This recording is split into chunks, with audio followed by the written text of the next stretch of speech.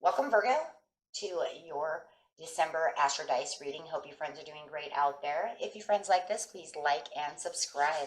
Okay, friends, let's see what's going on with you. And for those of you who are new, this is where I take astrology with tarot and make a small horoscope for the month.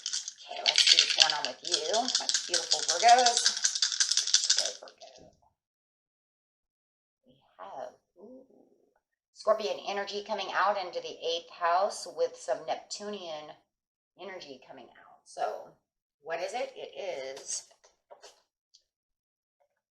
your fantasies, yearnings, longings, and potential for illusion. A lot of daydreaming going on, a lot of just, dreams, needing things, wanting things, trying to get to certain areas, right? Okay, so, and then you were doing it Scorpion style over here. This energy is intense, masterful, thoughtful, and magnetically charming, but also secretive and possessive. So you could be keeping these daydreams, these potentials for the goals that you want and all that stuff to yourself. I mean, it does feel like it's more of a secret. Like I kind of keep it to myself. I don't really reveal exactly what I want to everybody, right? I keep it more inside because they're my dreams, my hopes, my goals, what I want. And for the 8th house. And the 8th house is talking about the transformation area of your life, about your intense emotions. Once again, keeping all those intense emotions to yourself, any kind of spiritual healing or anything like that that could also be coming out of Neptune, to let you know that. And could also be there as well. Talk about the 8th house that was talking about those taxes, inheritances, obligations, money, things of this nature. It could even be assets, right? Could be controlled money assets, jointly controlled. If you're getting a divorce, something like this, right? And being very thoughtful and really trying to have a better understanding about it. So take it how it resonates. It's going to be a little different for everybody. Of the 8th house. So getting straight into the beginning, the middle, and the end of the month. Going straight to the beginning of the month first. Clarify on the beginning of the month under the Neptune, please. Talking about focused on that money, focused on the things that you really need. This is where you give a lot of focus and attention to at this time. Is this yearning for what you need and trying to get there, right? It could be just yearning for the goal that you want, right? Talking about how you're going to use the 8th house, right? Could be just focusing on the obligations at hand. Ooh, I love that. Got some Leo energy coming out underneath the Scorpion energy as well. So you have this strength and really the strength to really carry through and really get masterful over here about the situation. Loving that. So really getting focused and really doing everything you need, but you're feeling very strong. And I love that though too, because when it comes to the intense emotions, it's like the intense emotion that I have over here is nothing but strength. So I am very strong about what I want and what I'm wishing for. Okay, with the eight of Cups coming out, it feels like there's a progression in movement. That feels like you're longing for this progression and movement in the beginning of the month. So it does feel like you are kind of moving. You just doesn't feel like you're moving directly right where you really need to be just yet, waiting for the perfect timing for the ultimate progression. But it does feel at the beginning of the month you're actually finally on the path, moving towards what you really need with that strength. So it's very good.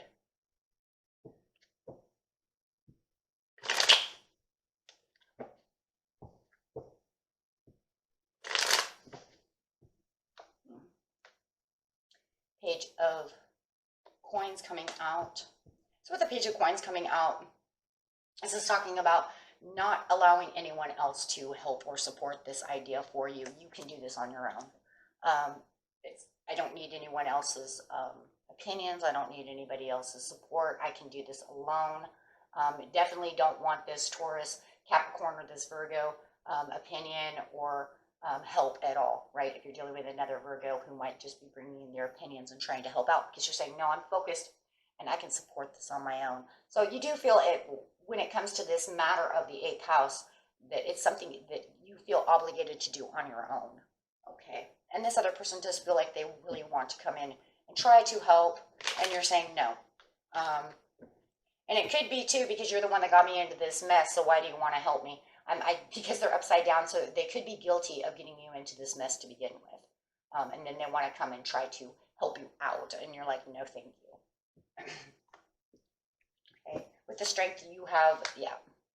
And there's that text message too of this person also saying, hey, would you like me to help you figure this out? But you're saying, no, I'm moving up the ladder, fine. I've got the strength to move forward. I'm good.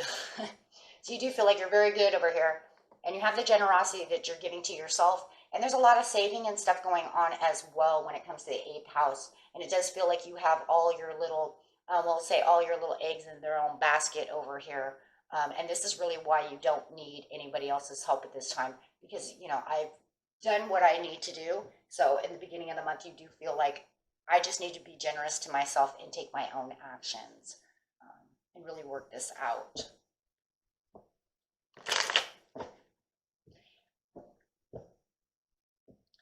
Okay, so getting over here to the mid-month, you have a blessing and a call coming in.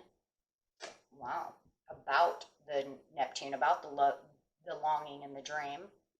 That's good.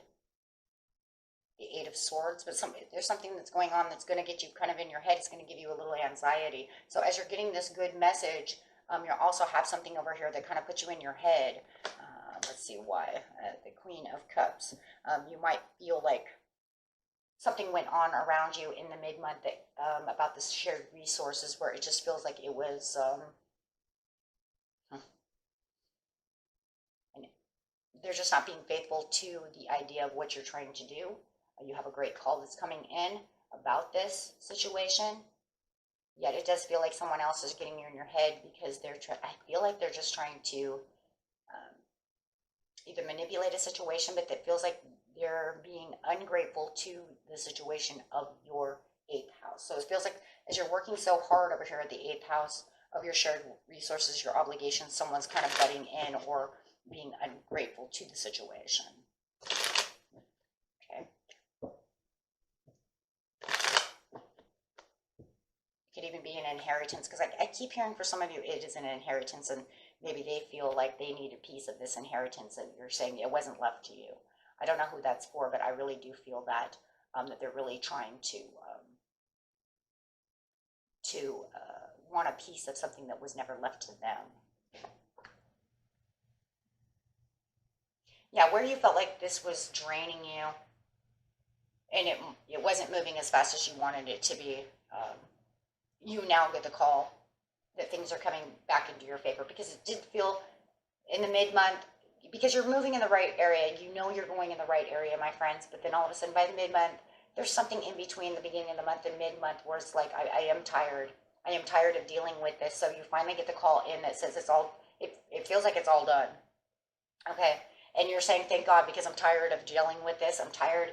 This is draining me of all my energy. I put in all my strength, everything I have. Praise the Lord that it's over. It finally came through.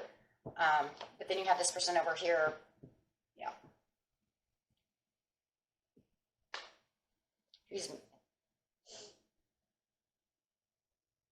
This person over here wants you to take a risk. This person feels like whatever you're doing, they want to risk this. They want to be a part of this. And you're saying, no, you're putting in my head, I don't want that. You can't have any of that, because you feel like you're already getting the change. You got the change when you got the judgment call, and it got you out of being drained, and all that is over. And then you have this other person over here. It could be a Sagittarius. It could be anybody, but it feels like they want to change things that is already a part of your good luck. So they come in and they want to change things, and it's giving you anxiety. You're saying you can't change that. If it's an inheritance, it was given to me. If it was an obligation, it's already, no matter what the situation is, you can't change that. It's already done and over with. And they're coming over here trying to give you anxiety, trying to bound you up, to try to give you this idea that you should take a risk over here. Maybe it's investments. You shouldn't invest your money over here. You're saying no because you're going to change everything around. I already have good luck. I've already got this. This is already taken care of. I'm not going that way. So it does feel like somebody wants to pull you into a different direction, which kind of gives you a little confusion. Okay, and it's the Queen of Cups, and it also could be a Cancerian. So it could be all kinds of different people. I have Sagittarius twice. I have an Earth sign, and I have this water sign. But I would say that's more either a fire sign or an earth sign. But with the Queen of Cups upside down, you're saying no, there's this ungratefulness going on within the 8th house where it feels like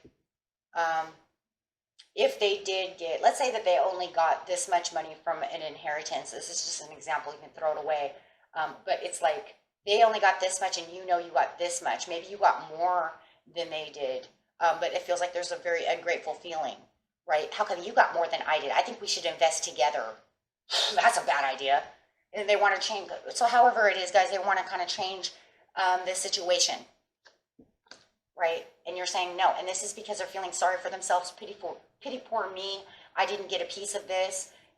If it was obligated to something that you were doing, you didn't involve them when it came to the 8th house. And so they want to play the pity party. Okay? And you're saying, no, that's not going to happen. No.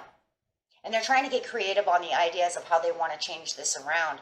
But it's going to only be for their favor because they're in kind of a pity thing. And you're saying, it's already done. I'm not going backwards to go fix anything. And it does feel like they want you to fix something, okay, within this area. And it could be definitely shared resources as well. So if they feel like they got the lower end of the stick or something, right? They're really playing it off.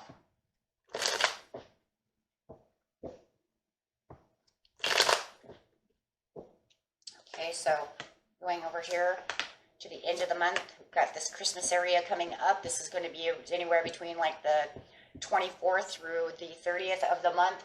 You have this thing going on over here where it's like, well, you know what? I'm in a very giving mood right now. I don't know what's wrong with you. So you're going to feel very giving, very loving.